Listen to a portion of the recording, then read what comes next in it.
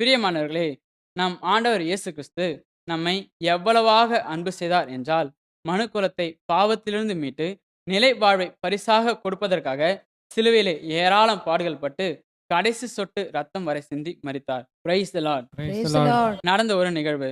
வாலிபன் ஒருவன் 5 பவுன் தங்க செயினை திருடிவிட்டான். போலீஸ் அவனை பிடித்து போலீஸ் ஸ்டேஷனுக்கு அழைத்துச் சென்றது. இதை கேள்விப்பட்ட அவனுடைய பெற்றோர்களும், உறவினர்களும், உடன் பிறப்புகளும் மானக்கேடு என்று சொல்லி ஒருவர் கூட போலீஸ் ஸ்டேஷனுக்கு செல்லவில்லை.